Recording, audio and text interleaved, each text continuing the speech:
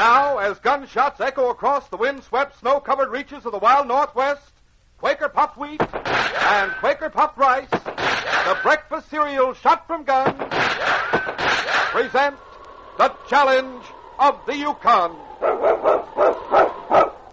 It's Yukon King, swiftest and strongest lead dog of the Northwest, blazing the trail for Sergeant Preston of the Northwest Mounted Police in his relentless pursuit of lawbreakers. On, King! On, you huskies! Gold discovered in the Yukon. A stampede to the Klondike and the wild race for riches. Back to the days of the gold rush. With Quaker puffed wheat and Quaker puffed rice, bringing you the adventures of Sergeant Preston and his wonder dog Yukon King as they meet the challenge of the Yukon.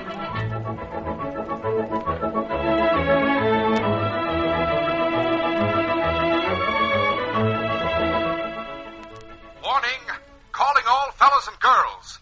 Calling all fellas and girls. Listen carefully.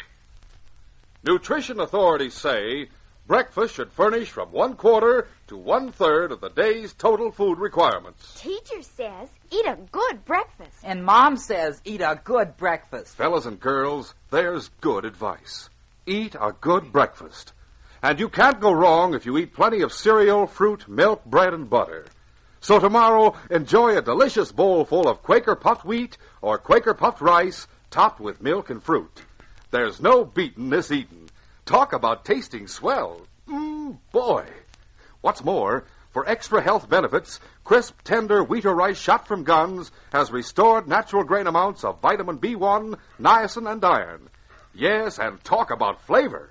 Just you try 'em. You'll love to eat Quaker puffed rice and Quaker puffed wheat.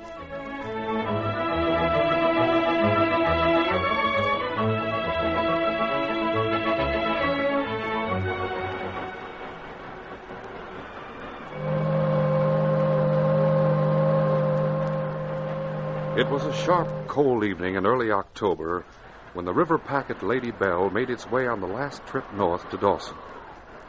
Sergeant Preston, with the great dog King beside him, walked toward the bow of the boat to view the ever-changing magnificence of the Yukon territory that lay before them.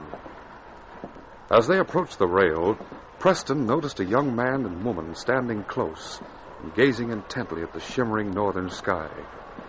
The young woman turned. Then, as her eyes rested on King, she involuntarily uttered an exclamation. Oh, Ben, that big dog. Don't be nervous, please. King won't hurt you, would you, fella? Gosh, he's sure a fine dog. Say, you're with the Royal Northwest Mounted Police, aren't you? That's right. I'm Sergeant Preston. Well, I'm Ben Yancy, and this is my wife, Ann. How do you do? I'm glad to meet you. Same here, Sergeant. Thank you.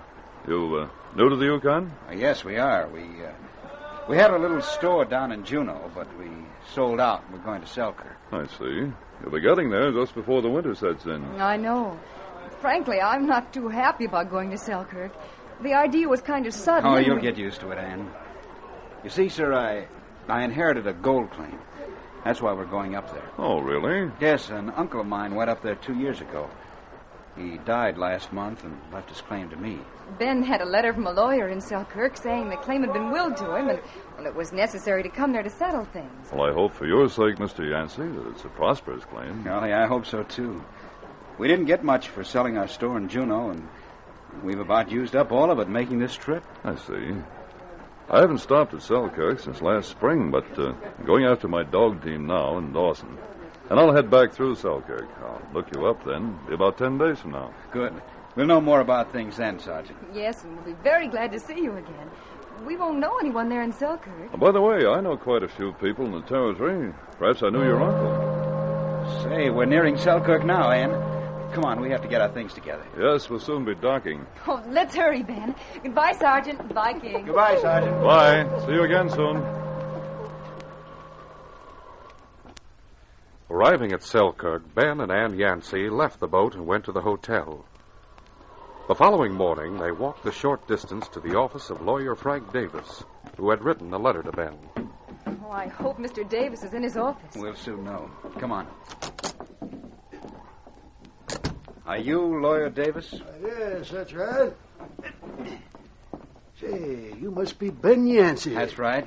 This is my wife. Well, I'm glad to see you both. Sit down, and we'll attend to business right away. Here's a chair for you. All right. Thank you. And you, sir. Thanks. Here's the letter you sent to me, Mr. Davis. Oh, yeah. You have a cigar, Ben? No, thanks. Your uncle describes you to me quite well, so I'm sure of your identity, Ben. Yes, sir, Ed Morrow and I were good friends. Too bad about his death.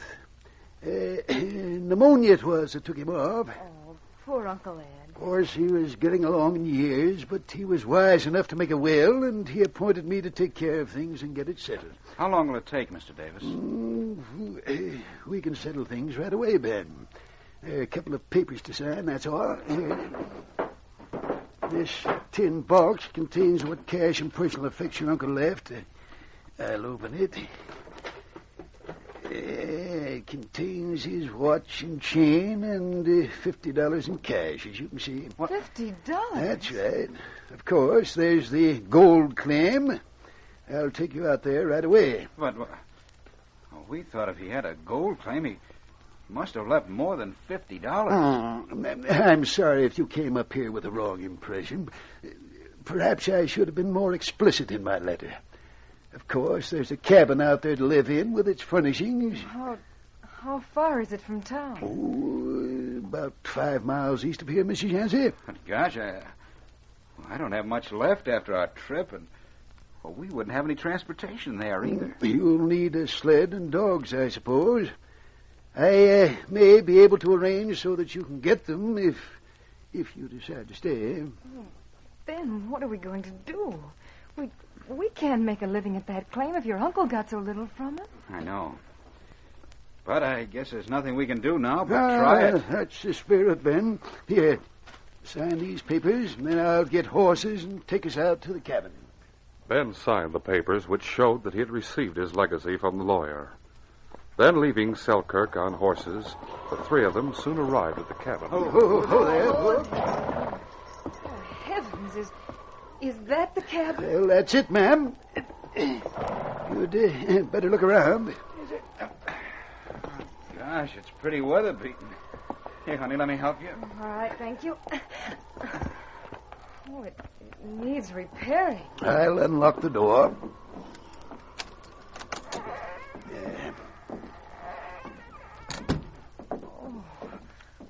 How awful. It doesn't seem possible that Ben's uncle could live in a place like this. Look there on the table. Uncle Ed's picture.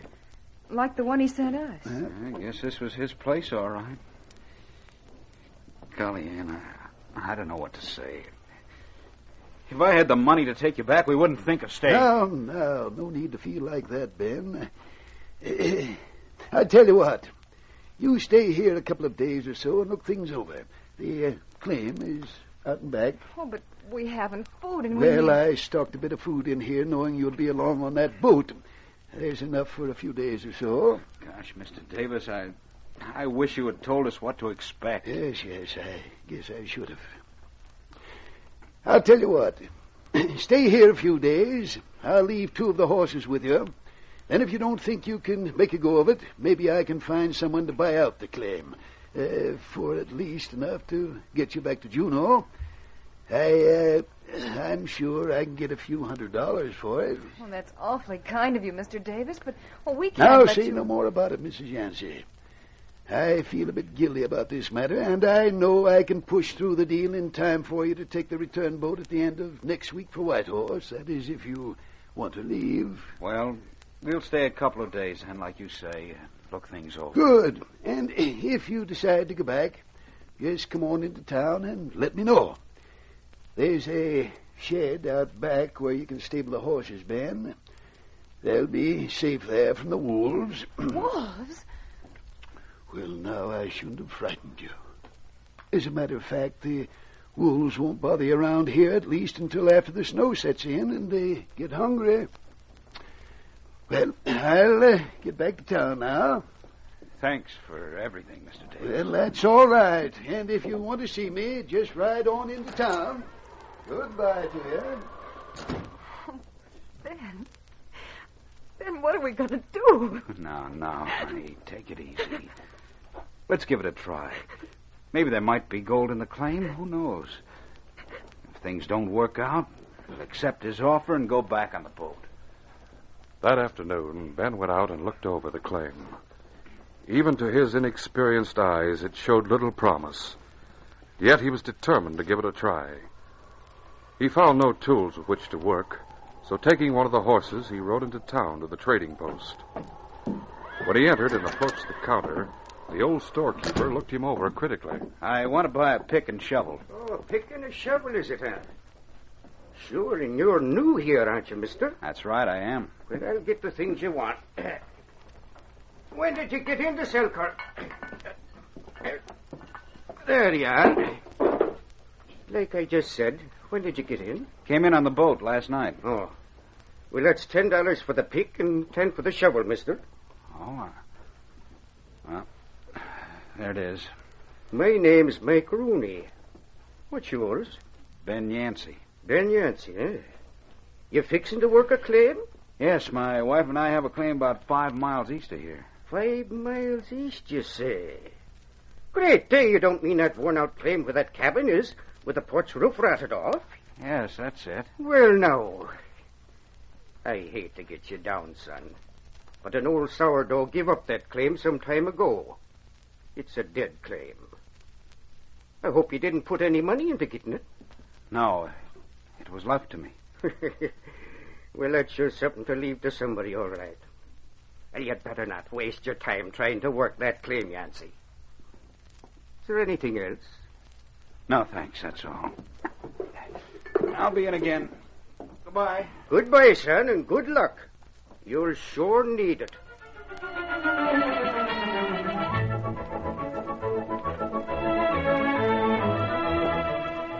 We'll continue our story in just a moment. I am thinking of something. Can you tell me what it is? Gee, are we going to play that swell game again? Yeah, like we did the other day. Right, kids. Remember, you just asked me questions. I'll answer right or wrong, and you see how quick you can guess just what it is I'm thinking of. Ready? Okay. Let's see. Is it something we all know about? Right, Billy. What I have in mind is really famous. Gee, would you be thinking again, like last time, of Quaker puffed wheat and Quaker puffed rice? No, but you're warm. Does it have anything to do with breakfast? It sure does. Oh, gosh, I'm stunned. Well, does it have anything to do with Quaker puffed wheat and Quaker puffed rice? Right, Billy. You're really warm. In fact, you're getting hotter than a $2 pistol. Oh! Does it make a loud noise? That's a bang-up question, fella. You're right on the bullseye with both barrels. I got it. It's the gun that shoots Quaker puffed wheat. And Quaker puffed rice. Right you are, kids. Yes, I was thinking of the gun that shoots Quaker puffed wheat and Quaker puffed rice. The swell-tasting, ready-to-serve breakfast cereals shot from guns. And fellas and girls, for a breakfast that helps you start the day with a bang, do this tomorrow morning. Treat yourselves to a heaping bowlful of delicious Quaker puffed wheat or Quaker puffed rice topped with milk and fruit. You need a good breakfast to help you through those long hours at school and play. And there's added food value, too, in Quaker puffed wheat or Quaker puffed rice. Both delicious kinds have restored natural grain amounts of vitamin B1, niacin, and iron. What's more, these king-size kernels are loaded with nut-like flavor. They're crisp and tender. They're shot from guns, exploded up to 8 times normal size to make them bigger and better tasting. Just make no mistake. Wheat or rice shot from guns is never sold in bags or bulk. Ask for the big red and blue package with the famous smiling Quaker man on the front. That way, you'll be sure of getting the one and only Quaker puffed wheat and Quaker puffed rice.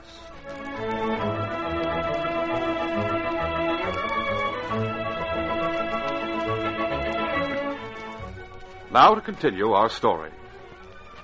After leaving the trading post, Ben rode back to the cabin with the tools he had purchased. By the time he reined up at the cabin, his thoughts were in a turmoil. Oh there, ho.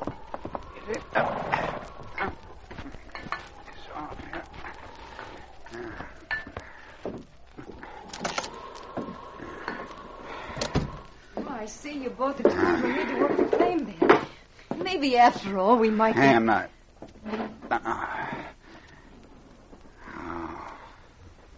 I don't know what to think.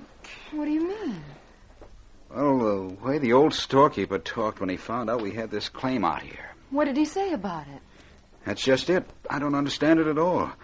He said an old sourdough gave up this claim some time ago, that it was a dead claim. A dead claim? Yes, he said I'd better not waste my time trying to work it. Then as I was leaving, he wished me luck, saying I'd sure need it. Well, but why on earth did your uncle go to the trouble of making a will to leave it to you? Oh, I don't know. I'm confused about the whole thing. Ben, why not go into town to see Mr. Davis about the offer he made? We'll starve to death here if the claim really isn't any good. Davis is just trying to be nice to us. We'll be taking advantage of him to take his money for this place. I'll dig the claim for a few days. Maybe Uncle Ed did make a strike just before he died and didn't tell anyone about it. Believe me, Ann, if there isn't any gold out there, we're really on the spot. During the next few days, the temperature dropped and heavy snows fell. It was the first part of the following week when Sergeant Preston and King, returning from Dawson, stopped with the dog team in front of the trading post. Looking! Hi, you husky! Fella! Come on, fella.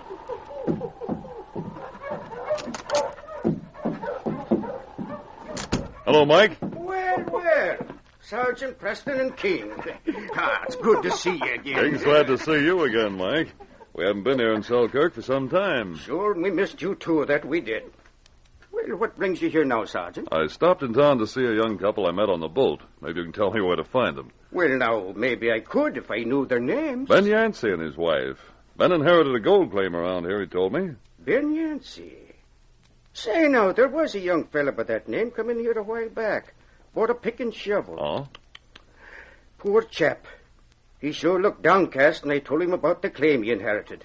He could dig out there till doomsday without turning up as much as a grain of gold. Really? It's strange his uncle should bother making a will if that's the case. Those two young people were almost without funds, they told me. By the way, who owned that claim, Mike? Sure, and nobody's been near the place for nigh on to a year, I'd say, Sergeant. What? The old sourdough who used to have it gave up. Went to Whitehorse. Well, that's odd.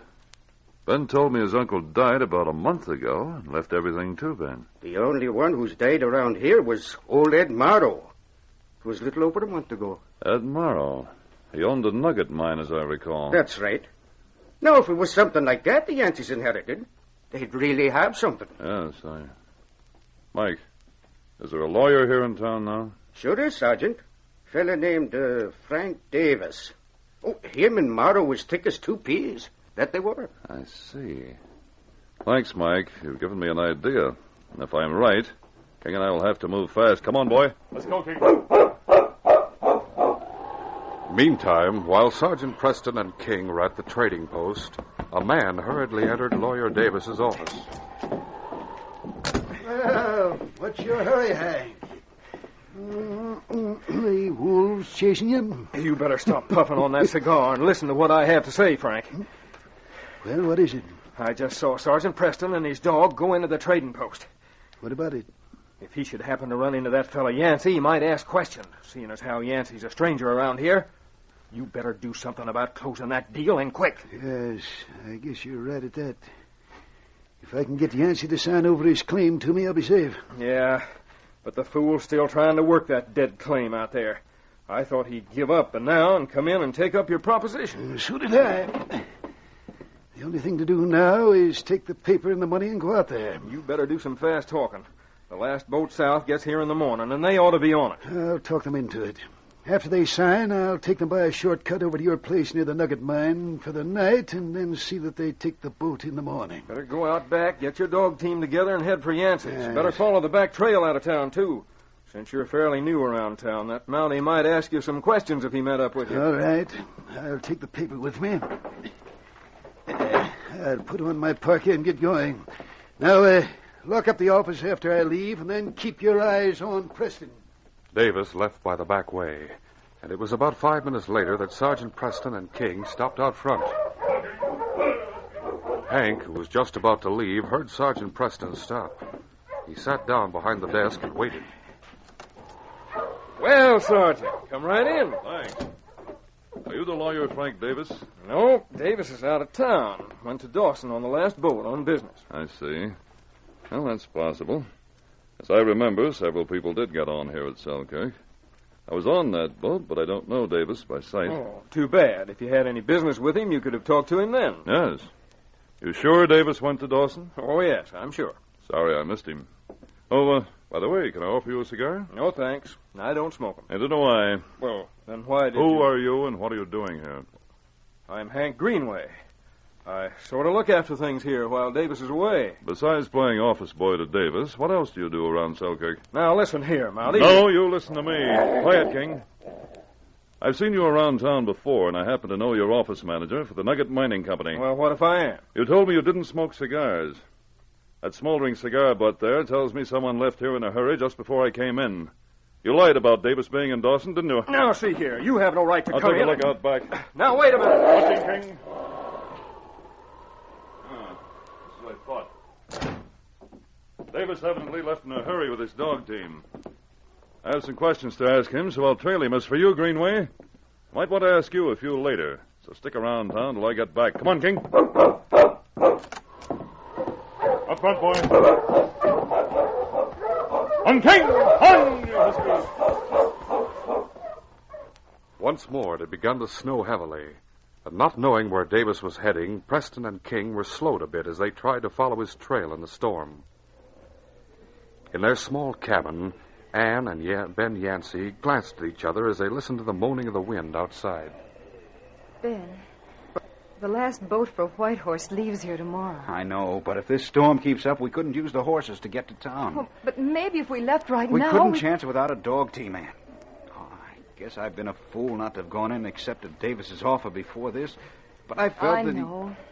You felt that he was just being nice to us by making that offer. Yes, I'm sure of it. Nobody would want to buy this place. Oh, but we can't stay here. I can't stand it. Oh, Ben, you have to do something right away before it's too late. That awful wind and those wolves howling last night. I know how it affects you. Maybe we can... Oh, someone's coming. Hello. Hello there. Let me get inside. Mr. Davis, you came out in all this storm. Oh, I'm so glad to see you. I know the way out here blindfolded, Mrs. Yancy. I used to come often to see your uncle. Yeah, that's right. I've been so frightened. We must get away from here. Well, it's a good thing I came out then. My offer still holds good if you want to accept it. In fact, I brought out the paper for Ben to sign if he wants to. Oh, yes, of course he'll sign it. Oh, but the boat. Suppose it doesn't come through. Oh, the boat will come through in the morning. The river hasn't iced up enough yet to stop it. But could we get to town all right? Yes, of course. I'll see to that. I have the paper for you, Ben. And the pen. You'd better read it first. I never let people sign things without reading them over. Read it, Ben, out loud. I, Ben Yancy, do hereby give up all right and title to the Nugget Mine and other properties, real and personal, which are willed to me by Edward Morrow, to Frank Davis for the sum of $300. Of course, you can keep the watch and chain and the $50 you got, Ben. Oh, Mr. Davis, you're so good to us. That's no. right, he is. But what's this Nugget Mine mean, Mr. Oh, Davis? well, that's the way this claim was registered, Ben. Your uncle wanted to give it a name. Oh, Jack. Here's the pen. Thanks. Now, sign it right there on that line. And can witness it. All right. There. Now you in. I'll be glad to. There, Mr. Davis. It's all signed. Wait a minute. As Sergeant Preston and King entered, the wind and a sudden gust blew the signed paper off the table across the cabin. Oh, the paper. The wind blew it off the table. I'll get it. Get it, King. Get that paper. No, he won't. Get him away. Easy, King. Bring it here, boy. Give me that paper. That's it. I'll report you to headquarters. You have no right butting in on this transaction. The deal has been completed. Well, this is an interesting document, Davis. Sergeant, why are you interfering? Mr. Davis is only trying to help He's us. only trying to cheat Ben out of one of the richest mines in this territory. You see The it. Nugget Mine, formerly owned by Ed Morrow. That's my uncle's name. I know. Did he give you the $300, Ben? Well, no, not yet. And the deal hasn't been closed, Davis. Huh? I'll just tear this paper out. A bullet coming through the window had barely creased Preston's forehead, and he stood momentarily stunned. But the great dog King moved into action instinctively. With a deep-throated snarl, he moved back and then sprang. The dog went right through the window. I'll get that paper now. No, you won't. I'll get him, Ben. Get your gun and watch him, Ben. All right. I've got it. I'll go see what King found. Help! Take him off! He'll kill me! Help! Down, King. Down, fella. Oh, he jumped me, came through the window. My arm! Get inside, you. Get going. Who's he, Sergeant? Ben, this is Hank Greenway, manager, or I should say former manager, of the Nugget Mining Company. That's your company now. You have nothing against this, nothing.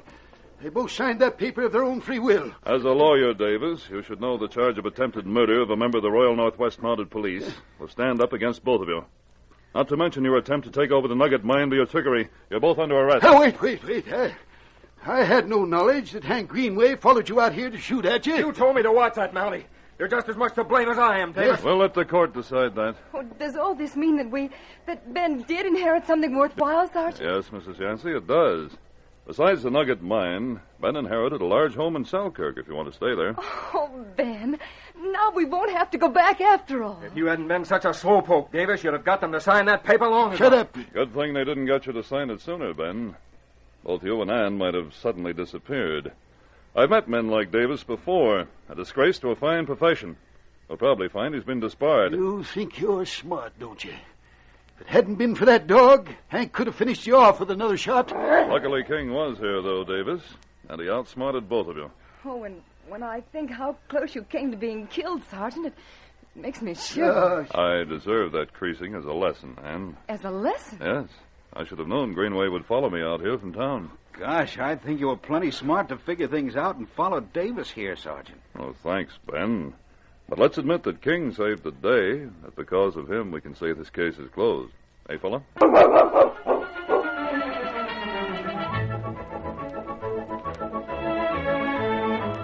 In just a moment, Sergeant Preston will give you a preview of Friday's program. Hurry, hurry, hurry.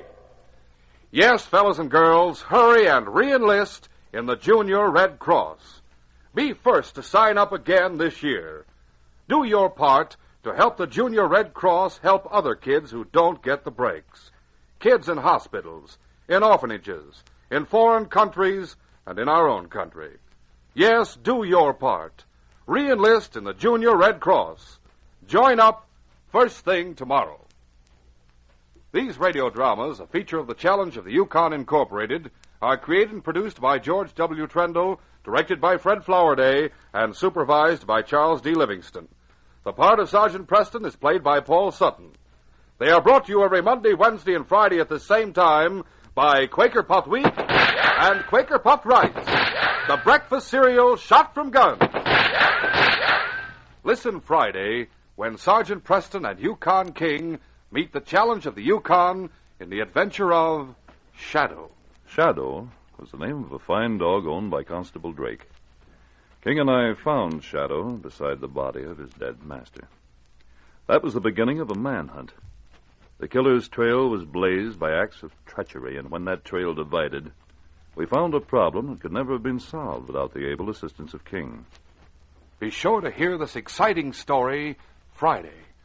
Till then, this is J. Michael wishing you goodbye, good luck, and good health from Quaker Puffed Wheat and Quaker Puffed Rice. So long.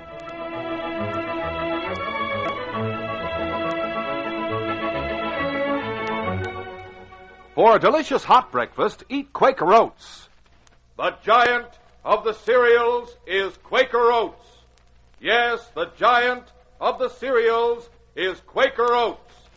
Delicious, nutritious, makes you feel ambitious. The giant of the cereals is Quaker Oats. Say, boys and girls, do you want to be a star someday in sports and activities? Then start on good Quaker Oats breakfast tomorrow. 'Cause nourishing oatmeal gives you more growth and endurance than any other whole grain cereal. Still less than 1 penny a serving. Quaker and Mother's Oats are the same. This is ABC, the American Broadcasting Company.